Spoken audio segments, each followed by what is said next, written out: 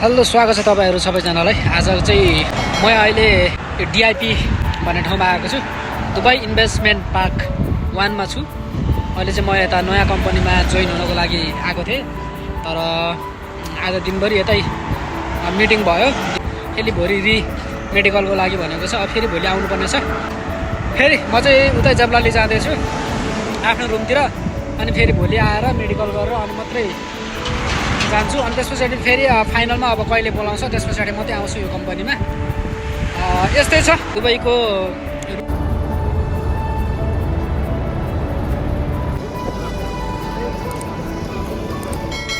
Guys म चाहिँ अहिले यो सोनापुरमा छु। रिमेडिकल गर्नुलाई भनेर मलाई यहाँ सोनापुरमा पठाएको थियो। उता डिआइपीदेखि यहाँ आइपुग्दाखेरि मलाई उता 12 बजीदेखि म बस चढेको। बस चढेर मेट्रो सेट्रो गर्दाखेरि म यहाँ 2:15 मा आइपुगेँ। अन्त यहाँ आइपुग्दाखेरि मेडिकल फिटनेस पनि क्लोज भइसकेको रहेछ होइन। अब यो रमजानको टाइममा छिटै बन्द हुन्छ नि त, अब थाहा पनि थिएन होइन। यहाँ आउँदाखेरि क्लोज भनेर भनिसक्दाखेरि मेरो त हरिबिजो गइगयो होइन। कार्डमा चाहिँ म 50 रुपियाँ पैसा हालेको थिएँ अस्ति, हिजो भनौँ न, हिजो हालेको। अब कति पनि छैन यहाँबाट फेरि फर्केर त्यति नै खर्च लाग्छ हो, खर्च लाग्छ। अनि फेरि भोलि मेडिकल गर्न आउँदा के गर्दा मेरो त म त चिल्लाराम गरिबमाथि झन् गरिब हुने भयो होइन। त्यही भएर अब पहिला बसेको क्याम्प यतै हो, साथीभाइहरूसँग यतै एडजस्ट गरेर बसौँ भनेर विचार गरिरहेको छु। अब त्यहाँ बस्न दिन्छ कि दिँदैन त्यो थाहा होइन। अब बस्नु दिएर भएन फेरि जानै पर्ने हुन्छ जसरी पनि म उतै अर्कै क्याम्पमा, अनि फेरि भोलि यतै आउनुपर्छ। त्यही भएर अब यतै आउनुपर्छ, त्यही कारणले चाहिँ म यतै बस्छु भनेर मैले विचार गरेको। अब फेरि आउजाउ गर्दाखेरि त धेरै खर्च लाग्ने भयो होइन, त्यत्रो लामो बाटो। अनि त्यही भएर म यतै बस्नु कोसिस गरिरहेको छु। अब यहाँ गाह्रो छ गाइजहरू, दुबईमा जब चेन्ज गर्नु भनेर कम्पनी छोडियो होइन।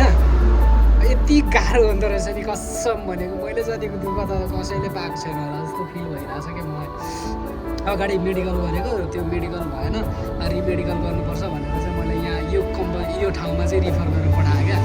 अर्कै यति टाढो छ नि, यति टाढो आफ्नो बस चढेर मेट्रो चढेर फेरि ओर्लेर बस पक्रेर यहाँ आउनु परेको छ। थ्याट जिन्दगी त यार कसम भनेको यार।